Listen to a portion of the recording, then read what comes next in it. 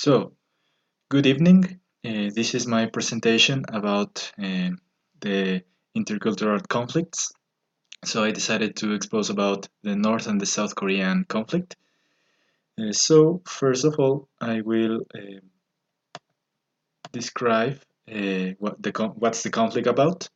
Basically, nowadays, South and North Korea have been divided for more than 70 years.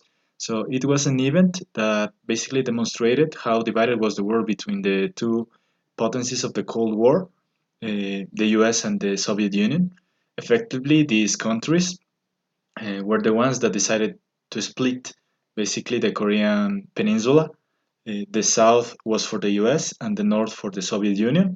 So this occurred once at the end of the Second World War when Japan declared the surrender of the in the war. So before this, the Korean peninsula was actually entirely occupied by Japan, and after a certain war they had against Russia in 1905, uh, since then they were occupied by Japan. They were a Japanese colony. So they all during this time from 1905 they all lived like as a single colony of Japan until the second World War finished. So then I will tell some of the cultural components of this conflict. Okay, so according to what we just have heard, basically the history of the Koreans is basically the same until two specific countries decided to make an arbitrary division. So basically, this division was more in the sense of a political divisions because these both countries had totally different political thoughts. So now North Korea is a Stalinist state accused to hold, for example, thousands of people and of children as well in political prison camps. It is internationally known that they have the lowest rankings of, for example, press freedom, the trustful you can give to the government. Then they have suffered a lot of isolation in terms of economy, trading, and so on. So they have economical problems, of course. They have certain problems of famine, and then as well a lot of poverty. But then South Korea is absolutely the opposite. It's undoubtedly capitalist with an ashamedly loud and proud style. Politically, they are a democracy, but they have, for example, a controversial national security law that basically bans to express the liking for the North Korean guys, people, or government. And of course, they have a super deep relationship and alliance with the United States.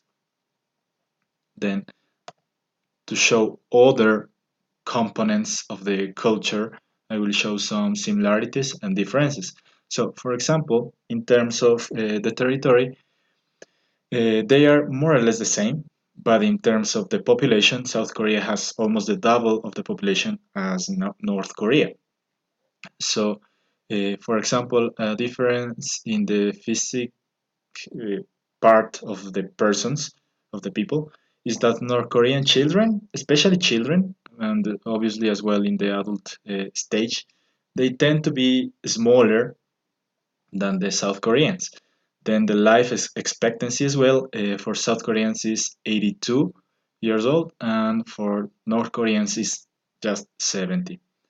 For example, in both nations, they share certain uh, traditions, certain uh, uh, cultural like parts that is, for example, that the children serve the food to their parents. They show a lot of respect to this, and they, for example, in the interpersonal relationships, they are also very polite between them, respecting for example, the degree or the profession that each one has.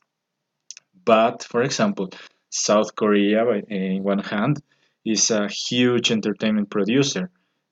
For example, they have thrown a lot of K-pop bands into the world, TV shows, cartoons, video games. But by the other side, North Korea, not at all.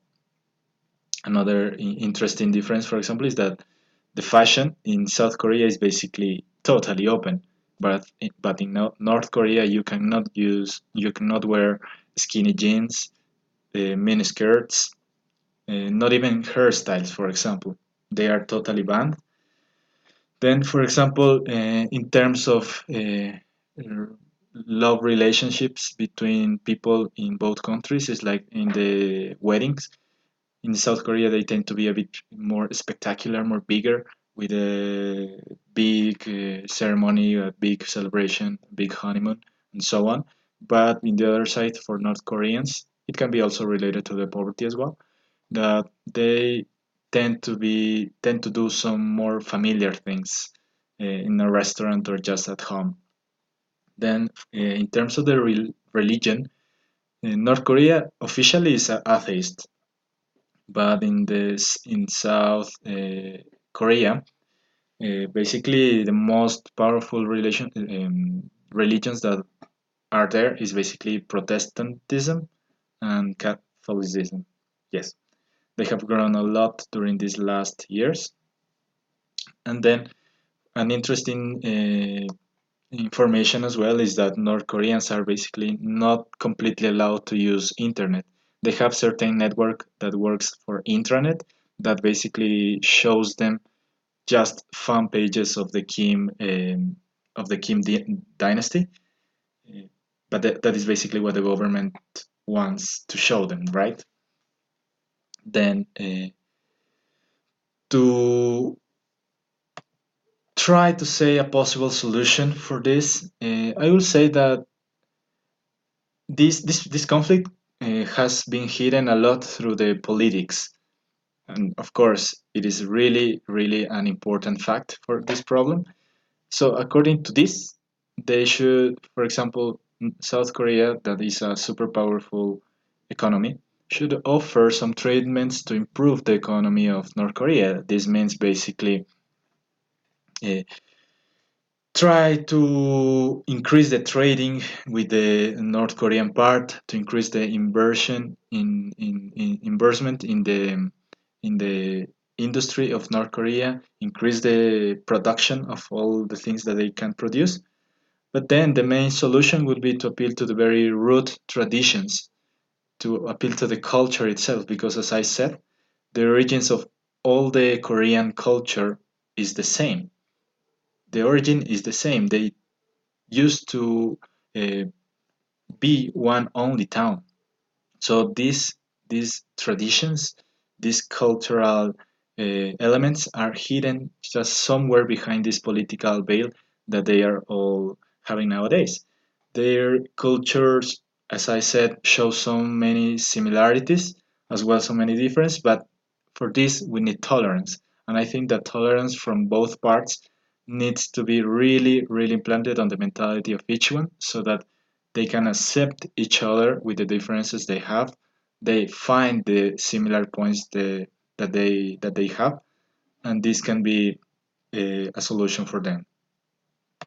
It's important to show the references, and I just want to say thank you. That's all my project.